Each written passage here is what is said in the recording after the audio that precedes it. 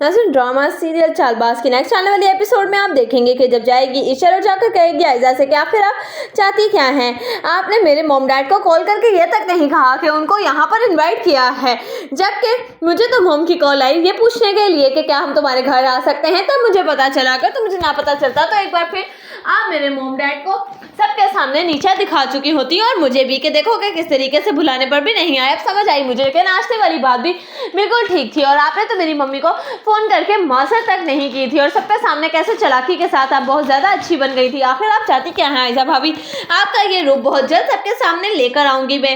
एक बात का खास ख्याल रखिएगा और किसी कुछ फहमी में मत रहिएगा कि मैं ऐसा हरगिज कुछ नहीं करूंगी। देखिए अब आपके मैं करती क्या हूँ, इस पर कहेगी आयजा क्या मुझे लगता है कि शायद आज का ट्रिप तुम्हारा कैंसिल हो जाए, तुम नहीं जा पाओगी। इस पर कहेगी चलिए आप क्या कह रही हैं? इस पर कहेगी आयजा कि हाँ मैं बिल्कुल ठीक कह रही हूँ, तुम देखना तो जरा कि अगर तो तुम और आशिर चले गए मेरे होते हुए ये इस ट्रिप पर तो मेरा नाम बदल कर रख देना। तुमने क्या सोचा था कि मैं तुम्हें इतनी आसानी से जाने दूंगी आशिर के साथ, जबकि मेरी बहन ना जा रही है और ना ही मैं गई असद के साथ किसी भी किस्म के पिकनिक पर, तो तुमने कैसे सोच लिया कि तुम्हें मैं जाने दूंगी? इस पर कहेगी कि मैंने ये कभी नहीं सोचा था कि आप इस कदर गिरी हुई सोच के मालिक हो सकते हैं। इस पर ऐसा कहेगी कि अपनी जबान संभाल कर बात करो क्योंकि तुम जानते नहीं हो मुझे कि मैं क्या कुछ कर सकती हूँ। इस पर कहेगी ईशा क्या आपको जो कुछ भी करना है आप कर सकती हैं और देखिए कि मैं क्या करती हूँ। इस पर कहेगी आयजा कि मुझे लगता है कि शायद अब वक्त आ चुका है जब तुम्हें आप आशिक की नजरों में ही गिराना पड़ेगा। उधर आप देखेंगे कि अनाया सारी बातें खड़ी सुन रही होगी और वो आयजा से कहेगी कि जो कुछ भी करना हो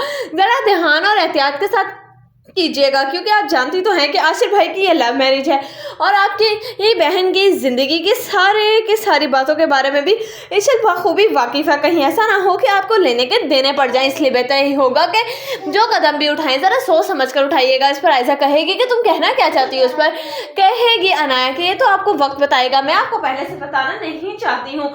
उधर आप देखेंगे कि जब आयजा असद से कहेगी कि मुझे ये बात कुछ मुनासिब नहीं लगी अम्मी और अब्बू के यहाँ पर रहने की और वो भी इस बात से खुश नहीं। इस पर असद कहेगा कि तुम्हें क्या हो गया है, ये घर भी उनका बराबर का है और मुझे लगता है कि शायद उन्हें यहाँ आकर हमारे साथ रहना चाहिए, इससे बाबू को भी खुशी होगी और मैं भी बहुत ज़्यादा खुश हूँ।